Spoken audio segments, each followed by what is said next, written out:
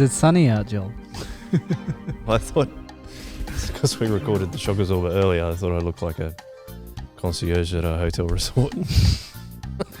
Hello and welcome back to the Chip Lunch Podcast. I am your host here, Joel. Live from the Live holidays. from Hamilton Island. Live from the Whit Sundays. We're having a break, guys. The reason we're having a break is because we're here at the resort, also known as the Third Space Studio. I'm excited for the waves to be behind us. Maybe some turtles down. Me on a surfboard. Yeah.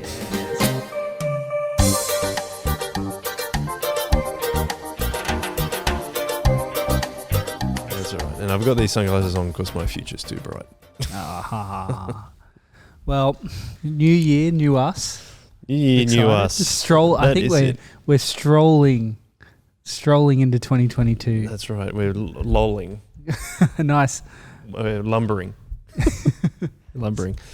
What's this podcast called? Lumbering into 2022 Yeah, or 2021 or whatever year it is even anymore. Welcome back to the Chip Lunch Podcast, everyone. It's wonderful to have you along with us. Welcome to 2022. Yeah. Welcome, Brayden. Just you and I today. Thank you. Yeah, just the two of us. Just the two of us.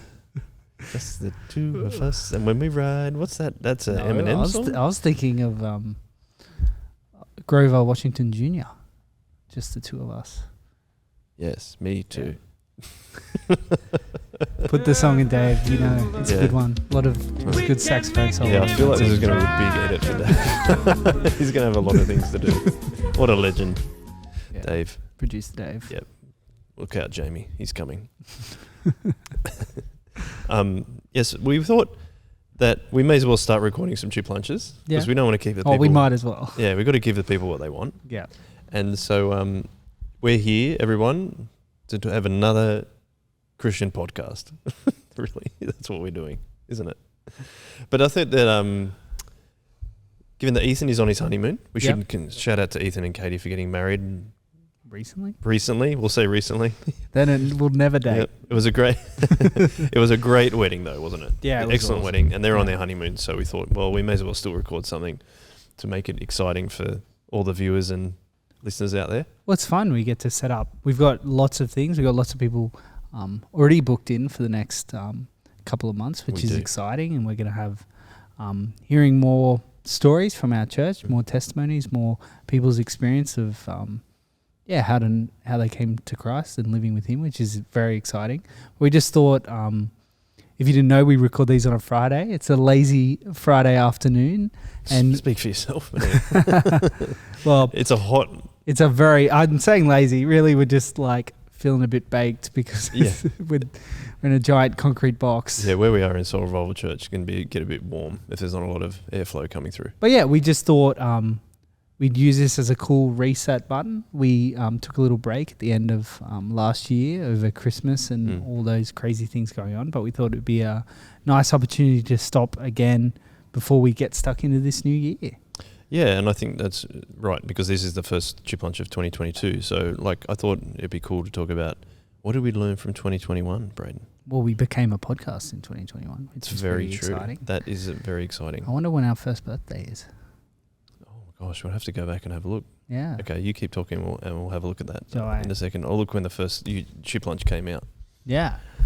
So 2021 for you though. 2021 for me was a big year. It was a year of change. So obviously starting at Bible college after working full time for the last couple of years was a very big change. Another change was halfway through going online and getting to live that online student life, which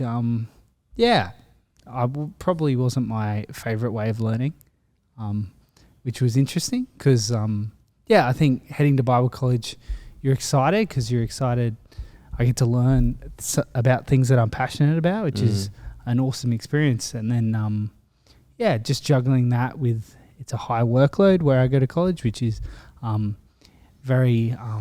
it was just challenging going to that amount of work, and then trying to do it online was obviously a whole different experience outside of that. What were you hoping for college, and then did it live up to what it was going to be, or is it like in terms of learning?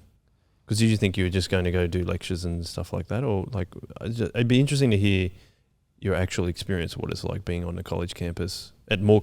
You're at Moore College, the Anglican Theological College. Yeah. What's that like for you? Oh, I think it's great. Like, there's a high emphasis on community aspect there, which I think is good for a lot of people who move there and live there, and that is their community, and that is going to be the base of their friendship and community for the next little bit. If they're planning to go and be ministers and get sent all over and work all over, I think it's they've emphasized the community aspect of working together, which is very cool. I think it's so hard for me to think about now that I've done 6 months online without that. I think that's kind of blurring my vision looking back. I think it's hard to look back at the start and not think through, basically doing stuff online for the second semester. But I think the first semester was really good. I think I hit a really good rhythm of study in the first semester, which was really nice after, I think I ended uni last time. I think we spoke about this when we had the last podcast where it was Joel, Ethan and I can't remember how many that was ago. We were chatting about finishing uni and things like that, and I felt like I finished uni and I was very overstudying. I think studying it's very different. I very much enjoy, my favorite part of studying is always the first 5 weeks where all you're doing is learning things. I think the second half of the semester I always enjoy much less, where you're just under the pump trying to hand assignments in and get things done. But that process of going in and sitting in a lecture and just listening, I really love. I think that's why I watch a lot of YouTube I think lots of people do this now. You just go on those rabbit holes where you just, I'm interested in this, and I'll watch a 10-minute video, and then I'll watch this video, and then I'll watch this video, and you're just gaining all this information. I love doing that. When it comes to getting tested on that's a whole different that's a whole different conundrum. But I got through it. I passed everything, which I'm massively stoked with, and absolutely all glory to God, because it definitely wasn't me. So it was an interesting year. I'm hopefully this year will be more back to in person, and hopefully a little bit more. I don't want to use the word normal, but well, you said that you wanted to, you found it difficult to study when it went online. Yeah. Why was that? I think the environment that you're in at home, you have a lot less accountability. You also have, you're just at home. I think my headspace, say I need to get something done, I will go somewhere else to do it. Okay. So me having an office at home or something is just wouldn't work. I think it's also because I'm in a 1-bedroom apartment. So it's not like I have an office space or something at home. I was on the dining room table because my wife works at home as well. So I think just recognizing in myself that I need a change of environment to help with that thought process. Concentrate. Yeah, exactly. Like you said, be accountable. Yeah, exactly. And I think I found that out partway through semester 1, and then that got taken away in semester 2, which is interesting. Now I've got to change again. You were obviously working from home for a little while, Joel, and you have 3 kids as well. Yep. How did you find that experience? So when did they New South Wales locked down right at the end of June? And I think it went for almost 4 months. I think that would be correct. And there was some really, really good parts of it, and then some really hard parts of it, I would suppose. My 2 older kids are at school. So because I was working from home by the government guidelines, and whether there were rules or not, I'm not sure, but they said that if you're working from home, you need to have your children at home. Yeah. And so you need to do home learning from home. And as I said, that was a really lovely experience, but also a really tough experience to have to work from home, do my work and then help them with their work, because my son is 7, Leo, and my daughter Everly's 5, and they need help with things. Yeah. And that's totally understandable because they're primary school age kids. And having said that, I asked my son, are you looking forward to going back to school when it was coming up? And he was like, well, kind of, because I won't get to see you as much, but I also want to go back to school, that was really lovely. And I mean, I think I became too frustrated at times, and I feel quite guilty about that in terms of my kids and stuff. And but it also, there's the benefit about working from home is that you don't have a commute to anywhere you're working. Yeah. Which, I mean, there's the pitfalls of what you're talking about of not having the accountability and things like that. But it's also like not having to spend, and I mean, my workplace when I'm not working for Sorrel Church is only 20 minutes away at the most. But even taking away 40 to 45 minutes out of your day of just driving just gives you so much more time to spend with your kids or your family. So that was, again, there's drawbacks and pros and cons to it. But I actually really value the time. It was actually really good. And God taught me a lot about myself and what I needed to change. And that's one of the best things I think about having children is that they will highlight where your sin is, even more so than maybe perhaps when you don't have children or not even married. They will highlight like where your selfishness is. And I think I've taken that onwards and tried to, and been praying about that and trying to change it. I'm still struggling with it, but I'm still trying to work on it. And I think we spent a lot of family time together. And I spent a lot more time with my wife too, because like I could take care of a lot of the main housework stuff, and then we could spend time together at night and all that kind of thing. So there was some really good things about being in lockdown. But the other thing is that because I had my daughter, my youngest daughter, Remy, was born August of 2020. She has started to get older, so there was obviously she got older, but there was a more things going around that. And prior to her being born, I'd really developed the discipline of reading my Bible pretty much every morning and journaling and stuff, and I'd lost that a fair bit. Yeah, because she would wake up earlier and I'd have to get up early with her and all those kind of things. So that's another thing that I've lost probably in the second half of 2021 is that it's been quite difficult to reestablish that. I think routine. That I echo that in the same way. I lost like my breakdown of routine. I think that really, as I said, affected the study habits. But also, I was very used to. Again, I had the routine of reading the Bible on the train. And so, or at least, on the train there, and then having a prayer on the train home. I Which lost is that utilising routine. that commute. Yeah, exactly. So utilising that commute, but I found it a lot more. I was a lot more erratic. But then I ended up setting, so I get a notification on my phone at around 10 o'clock, which is normally when we were having morning tea, and I just get it to send me the verse of the day on Bible app. What is that? The YouVersion app. YouVersion app. Mm-hmm. Yep, which is good. I was going to say Eubank, but that's a different app. That's a bank. The YouVersion app sends me the verse of the day at about 10 o'clock, and it does that every day. It set it up for morning tea for college, but I found that good, so that to remind me. First of all, I would just get a random bit of scripture, which is lovely, but also then when I open that. Going through a lot of plans. I found doing plans with other people is always excellent, especially they have a feature where you can like comment on the different days and stuff. Our Bible study has always been pretty involved in those type of things. So they love to comment on things and talk about the studies in those note parts, which is really, really nice and a good reminder to read things properly as well. You like, so that you can engage in that. It's not just information you're taking in, but information you're taking in and processing, which is good. I found that very helpful. I think I've been reflecting. I'm writing a sermon on 2 Timothy at the moment, talking about endurance.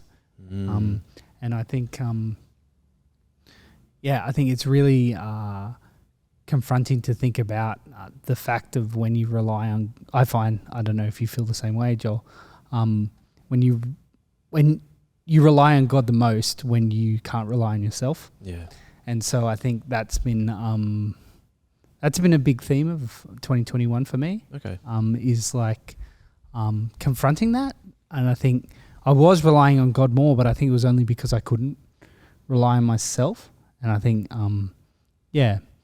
being reminded to turn to God, not just when you can't do anything else anymore. You know what I mean? What did God put in your way to make you start thinking that way though? I think I just tend to pray a lot more, think a lot more about those type of things when I feel stuck or I feel overwhelmed. And I think I feel guilty about that. The fact that it takes... overwhelmed? Well, no, that it takes that to make me think about God and not rely... And the fact that I'm only relying on Him when I'm stuck. I think that it was a big realization. And, just to not to turn around and act like He's a pinata when you're in trouble. You know what I mean? Like, you're not treating God like a parachute. Yep. So I love all these analogies. Oh, yeah, so many.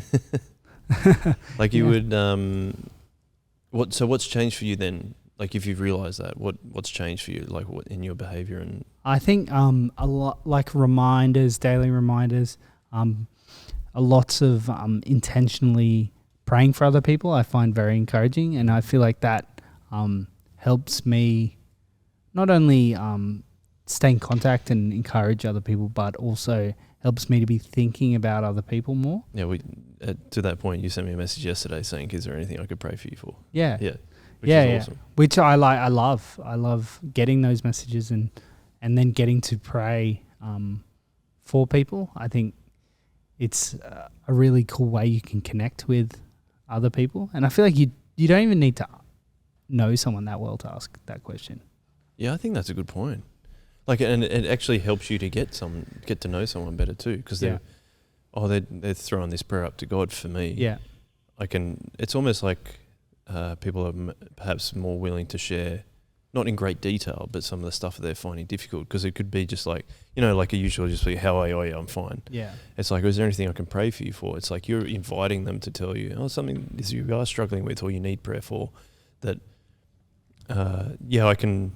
I can share that with you, because I shared something that in some aspect of my parenting that I didn't think I was doing very well, or there was a particular underlying sin there that I asked you to pray for me for, because I'd been thinking about it as well.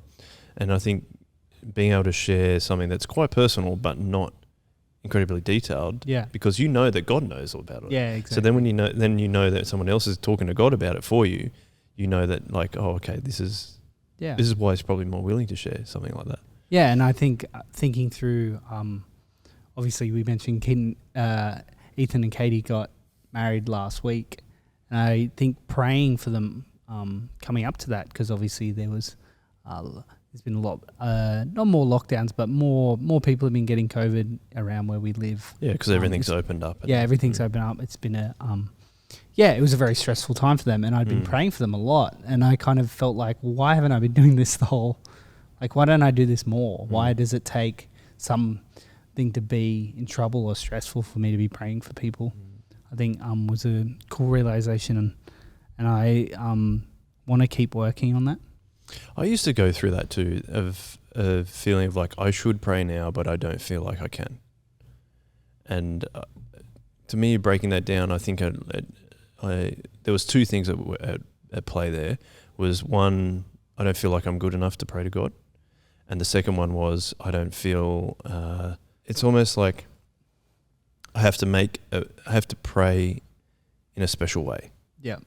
So then and this comes down to my perfectionist tendencies too. Like if I don't pray properly, then I won't get the answer I wanted, which is again, just another sinful reaction, because it's like, well, I won't get what I want. Yeah.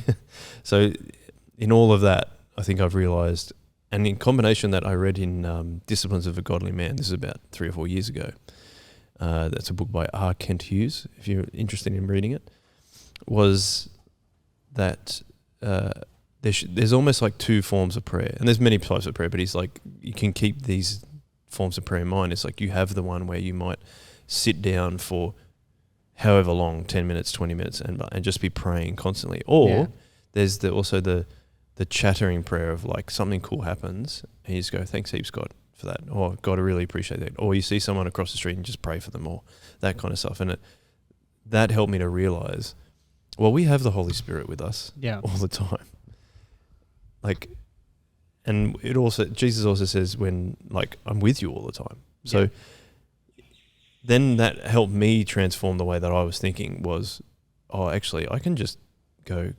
Sometimes I start my prayers now and go, God, I don't know what to pray for, and I don't know how to pray. I don't know what I'm doing right now. And then you just start easing into it, and you go, oh, God's just listening again. And it doesn't have to be a special prayer. And God still hears the prayer regardless of whether it's like very holy and very, very, what's the right word? Or formal or like just so like very reverent. That was the word I was thinking of. Instead, it can be just like, hey God, I'm really struggling to think even what to pray for right now. Can you help me? I'm finding this hard, blah, blah, blah. And then you can get into it. And I think that's the thing that it took me so long to realize that, but it's the beauty of the personal relationship that we have with God. Yeah, absolutely. Is that you have this ability to talk to the creator of the universe any time of day or night. Yeah. Anytime, anywhere you are, out loud or in your head. And doesn't that just speak to the power that God has? Yeah, absolutely. And you can't, and it's sometimes you're just like, why don't you just realize that, Joel? Or, you probably say that to yourself. Why don't you just realize? I say it to you. Yes, fair enough. Why can't you just realize that, Joel? Come on, Joel. You're the only one with this problem. But how do you, it's more like what you're talking about now is like, how do you maintain that? How do you maintain the idea and knowledge that God is eternally powerful, omnipresent, his omniscience? Yeah. How do you maintain that awe that you should have of him, but not be awed into the fact that you think you're not good enough because Jesus died for all that sin? So I don't know. What are your thoughts on that? I think that we get sanctified over time, and I'm sure you're having realizations now because you have been a Christian for as long as you've been a Christian. I feel like as long as you're trying to grow and intentionally, I think I pray a lot that God would help me to grow and put things on my heart that I need to work on, be reminded of those. And I think I'm really encouraged by that prayer, Joel, where praying that you don't know what to pray about. I feel like that's a massive thing, just asking God to put things on your heart because he knows what you need to do, even if you don't. I think that's a really cool encouragement. I think it's a cool idea to have. Yeah. What about 2022? It's a new year. Yeah. We're hopefully as a country in Australia, moving on to the next stage of a pandemic. Like probably who knows? But it seems that we're trying to move forward as a country, and that's not trying to make a political statement or anything like that. It seems like we're trying to move forward and to at least make, I think they say endemic, so it becomes a thing that's just part of society now. Before we jump on, to 2022, yes, I'd quickly love to ask you, because we've had the blessing of doing a lot of ministry in the last year. Yeah. I think that was, as the digital pastor especially, your role became very, very crucial for a little. Not that it isn't always crucial, but during the obviously pandemic, when we were meeting digitally, lockdown. It became more of a central focus, I guess, for the church. Do you have any ministry highlights from 2021? Oh, I have a lot. I know, I have just a few, or even just something that sticks out when you think about 2021. On that, their first Chip Lunch was released on the 8th of July, just so you know. Oh, okay. That's when we released the first one. Yes, I have a lot of ministry highlights. So I started working for Soul Revival Church at the start of 2021. And at the beginning, it was just me working on the shock absorber with Stu. And then to move the way that we've moved beyond that to grow the ministry has been incredibly encouraging and exciting. We're just talking to Dave, and he doesn't like to be in the public sphere very much. But Dave Eccleston, who has only become a Christian relatively recently, has been the doing all the grunt work behind our editing of the shock absorber and the Chip Lunch, which has been outstanding and amazing, and we're so glad to have him on board. But rewinding back from that. Can we just have a photo of Dave? Yeah, see Dave, put a photo of yourself up. It's just like someone else. The highlight, the biggest highlight, was doing it all together. Yeah, the way that we did as a staff team was that the time that it happened was very close to a week away. If you remember, like the lockdown happened very close to a week away. And then, which is a camp that we normally go on. Yes, the week away is we go away for a week. Yeah, as a church. Yes, and so we were gearing up for that, and then it got cancelled, obviously because of COVID reasons, COVID restrictions, and we're like, what are we going to do? And I remember I actually had that week off from my other job, so I kind of had a lot of time. And I remember we came to the church and like, what are we going to do? Like having a think about what we're going to do, and you guys very lovingly said, "Oh, you're meant to be on holidays anyway. Don't come in tomorrow." I'm like, okay, but no, like I've got to do some stuff, but then the next day I'll come in and we'll keep talking about it and we'll keep working on it. And I just remember that when I came back, you guys had Jai and Stu and Ethan had like created this brand new podcast format, and they were like, we're going to do all this digital stuff in like as a digital week away, and it was just like, should I even have this job? Like, it's just, you guys had done such an outstanding job that was a real highlight for me. But I think it was more that realizing this is what we could be capable of. Yeah. And it's probably something I'd been thinking about for a while, but you guys had put it into action, which shows how much to me, it showed me how much you were listening to me, and I felt loved because of that. And then when we got that going, and the reaction from the church was just, it was just a really pleasant thing and a really lovely thing, but also just a really, I think, edifying thing to know that even though we had to meet digitally, which was hard, like it's harder to meet over Zoom and over all that kind of stuff. Like it's not, we're made to be close to each other and talking to each other and be relational. But to see the way that we responded to that was just another massively encouraging thing. Like for the week away, the online week away, Stu punched out 4 sermons, all recorded over 2 days. We did the panels that we did, like we did it as a panel podcast format. You guys built the set, like we repurposed our kitchen in our factory where we have Soul Revival Church into a podcast set. And then just from there, we just built, and like to be able to be, I mean, the Shock Absorber is released now 47, we'll take away a couple of trailers, so 45 episodes. Yeah. Chip Lunches at 25 episodes. Everyone who listens to them says they really enjoyed it, which is that's just really encouraging. And the whole thing is just to want to encourage each other. We want to use the digital space to further the message of the gospel. Like that is our key priority of how we're doing it. But I think that we're doing it in a culturally relevant way, which is what excites me. Yeah. So that's a lot of highlights. But it was awesome. I don't know, man. It's just been fantastic for me. So I might get too emotional if I keep talking about it. Yeah. So, and the other thing I should mention is that the way that you,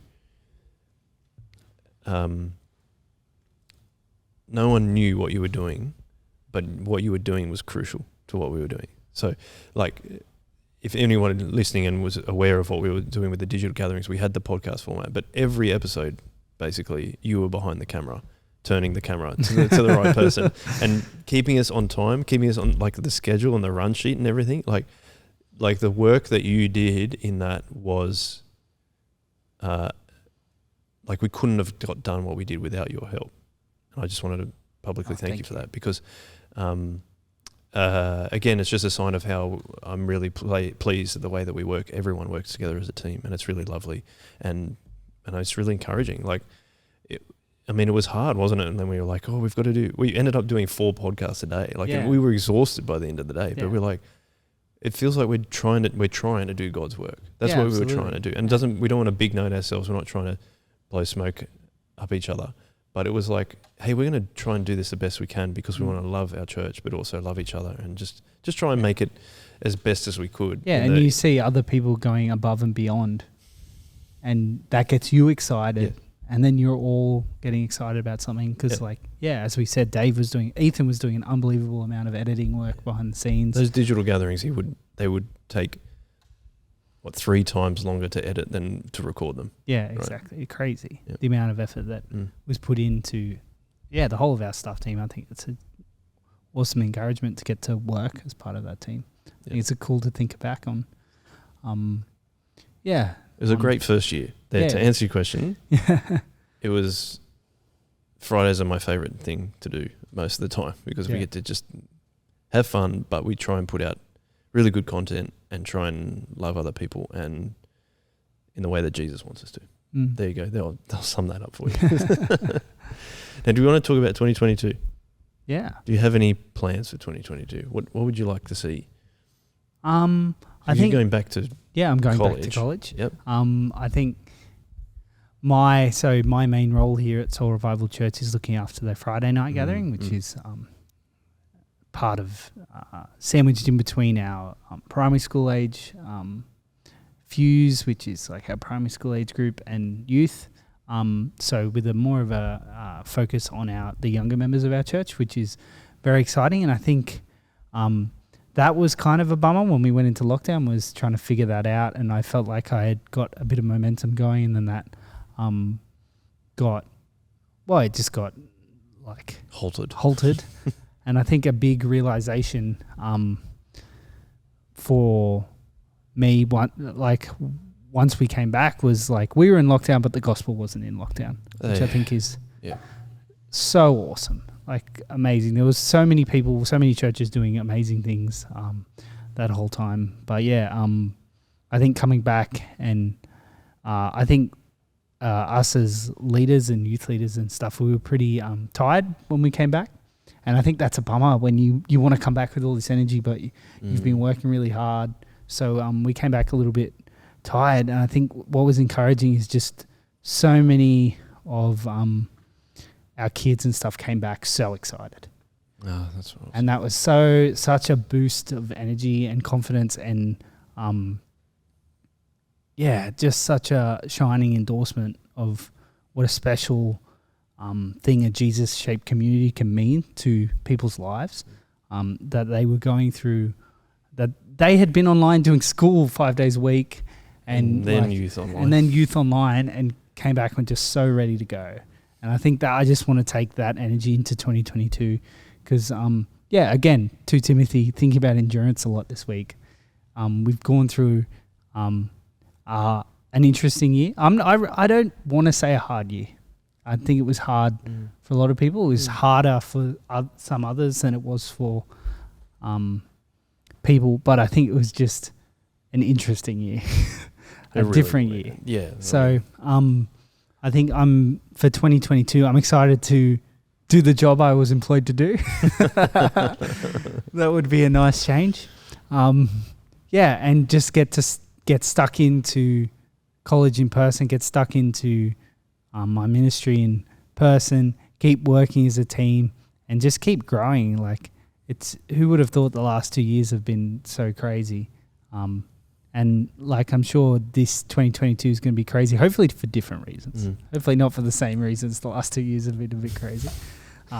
But I'm excited. I'm excited to just see what happens. I think God's done awesome things, even though it's been interesting, to say the least. I think cool things have been happening the whole time, and just so many exciting opportunities for the gospel and ministry opportunities and great conversations. You know what I mean? Like, I was here at church a couple of weeks ago, and I was just having a cool reflection on how awesome it is to just get to hang out with God's people.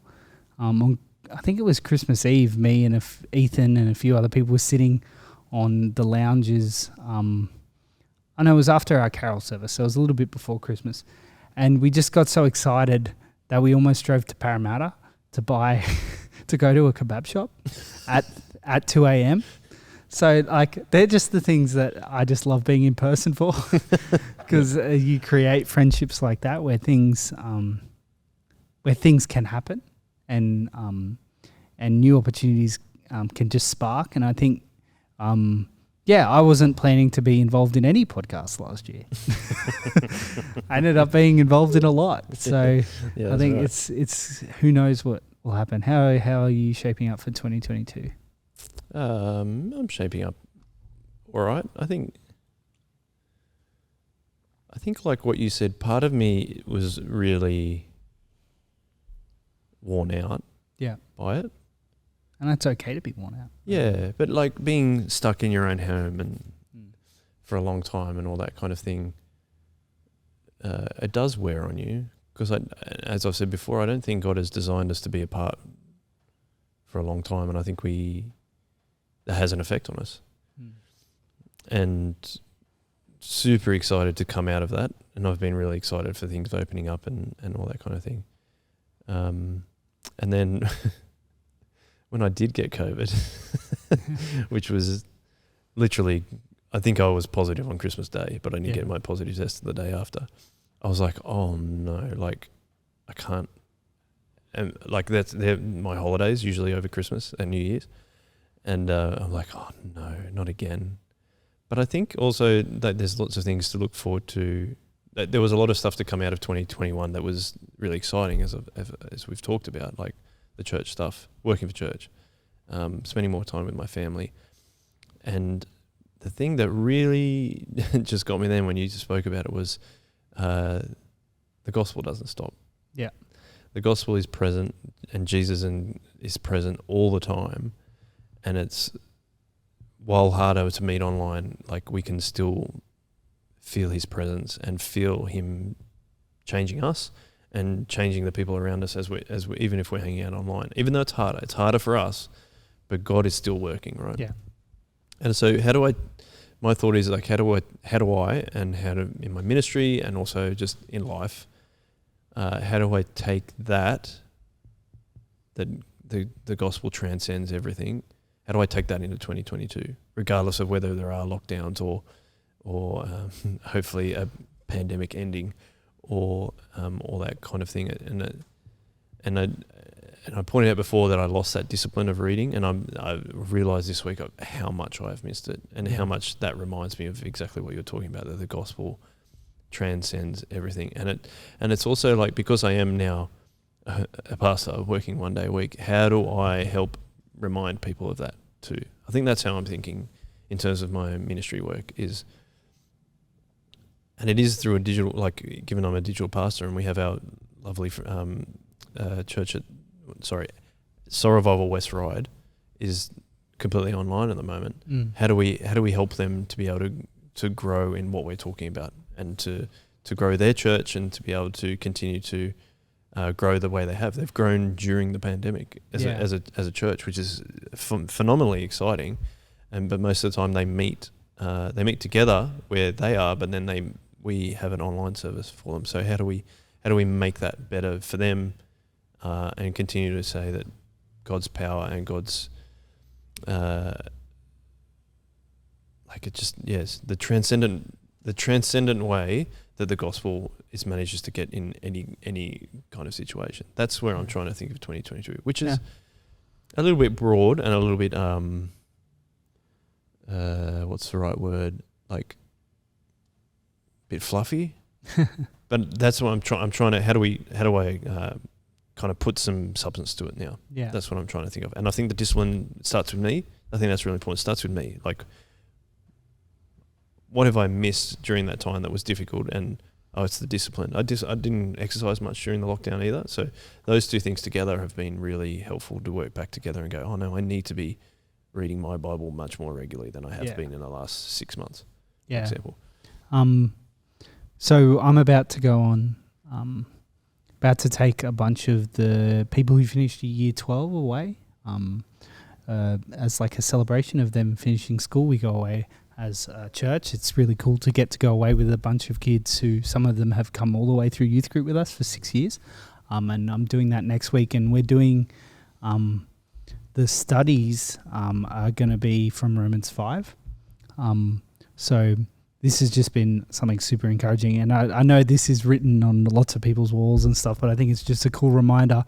So Romans 5, 1, therefore, since we have just been justified through faith, we have peace with God through our Lord Jesus Christ, through whom we have gained access by faith into his grace in which we now stand, and we boast in the hope of the glory of God.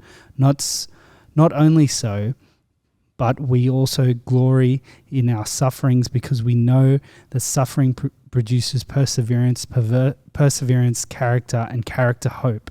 And hope does not put us to shame because God's love has been poured into our hearts through the Holy Spirit who has been given to us. And I think that's a big thing for what we're going to be looking at while we're away, hope. And I think that's what I'm thinking about looking into 2022. And hope through Jesus, hope that is given through perseverance. That gives character. Yeah, that gives hope. And I think that's a really cool thing to think about. Hope rooted in our faith, rooted in the fact that we've been made right with God through Jesus' death on the cross, and the fact that we now get to look forward to a hope in heaven and also to being sanctified as we work with the Holy Spirit to sanctify us. Yeah, I love that. I think it's a really encouraging way to look at 2022. Yeah, and it also speaks to what I was talking about before when I found prayer hard, was that it was a lot of like my perfectionism that was getting in the way. But God says it's not going to happen overnight. He's like in that verse that you read out, it's like, like we're talking about perseverance. Well, that's like discipline, endurance, like we were talking about. And then character produces a better character, which is where like, and then hope. So in that sense, just trying to articulate what I'm going to say, but in that sense, it's like, well, God keeps working on us. Maybe that's where we need, and like the reason that we have hope is that we know God doesn't give up on us. He keeps working on us, so that even if we have these difficulties, like we talked about, where we found parts of 2020 quite difficult, He's still working on us. Yeah, and even we're going through a difficult time, that's when He's working on us the most. Yeah. That's when we're experiencing, whether you call it suffering or hardship or whatever it is, that's when He's working on us the most. Like you talked about realizing that how much more you need to rely on Him, because not just in the times that are difficult and when you're overwhelmed, it's like, well, that's not really fulfilling what God is hoping for us to see. Yeah. Not hoping. What God wants us to see in ourselves. So then how do we continue to do that? And I think I mean, even talking about hope doesn't put us to shame. That was one of the reasons why we're like finding prayer hard. It's like, oh, we're shameful because of our sin and because of the things we're not standing up in. We're not standing up in the power that God gives us. But then it says God's love has been poured out into our hearts through the Holy Spirit who's been given to us. Yeah. And even verse 8, but God demonstrates His own love for us in this: while we were still sinners, Christ died for us. Yeah, I love Romans. It's so good. It's a beast of a book. Yeah, yeah. Just imagine Paul writing that, hey? Yeah. Wow. Yeah. So cool. Yeah, so cool. Anything else you'd like to talk about on Chip Lunch? This has been a slightly different episode, but I think I've enjoyed it. Yeah, I think it's been fun to reflect a little bit on our years personally and get to share that. Next week, we'll be back to our usual scheduled programming. I think we have a guest lined up. Yes, I won't tell you who. Shh, secret. Exciting. Yeah, but it's a really cool way, I think, to kick off. Are we calling this a second season, or is it just? No, it's just. We don't have seasons. We just keep going. Woe to go. Woe to go. Episode 20. Is this 25 or 26? This will be 26. Aurelia was 25. What an episode that was. Yes, and like I think we did an episode a little while ago where we reflected on how awesome. I think we ended up saying just about every podcast we'd done. Well, this one was great, and this one was great, and this one was great. I think we're looking forward to more of those, and so encouraged. And I think one thing that was encouraging is that Tim Billhouse, our children's pastor, said, I hadn't over Christmas I caught up on all the Chip Lunches. Yeah.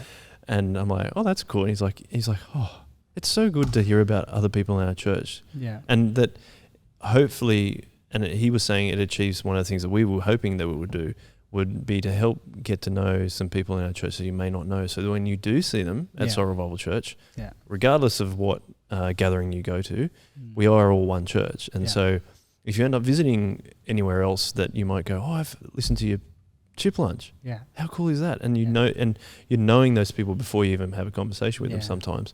And I think that's part of the way that we want to see this podcast is a way to encourage people in our church, but also something else that we're looking forward to is we might have some guests outside of our church this year. Yeah. We're planning to have some guests for the shock absorber, so we might see if we can get them on the chip lunch as well later when we record later in the afternoon. So big plans. Big plans for 2022, guys. Anyway, we should wrap that up. Yeah. Wrap up the chips. We didn't ask you how you have your chips. Has that changed at all? No updates there. What about you? Have you come over to the light side? Absolutely not. You've got to be kidding. Anyway, guys, thanks for listening. Thanks for watching. You can catch us on YouTube. Like and subscribe if you feel like doing that. We're all on your favourite podcast app, whichever that might be. I personally, just if you're wondering, I listen to the podcast on the Overcast app. Wow. Yeah, wow. It's about an indie Mac developer. So I sound real hipster there, but anyway. But yes, jump on. We also have a Chip Lunch Discord, which is always in the show notes. So you can jump on there and we can keep chatting if you would so like to. We were meant to do an Ask Me Anything, and then I think we forgot and nobody jumped on, except Leonie, our warden. She said, "Sorry, I missed it." So anyway, let's wrap up the chips. Thank you very much, Brayden. Thank you. Looking forward to an excellent and blessed 2022. Hope so. Yep. So, well, it's all about hope, right? Exactly. That's right. All right. Thank you very much, guys. One way. One way.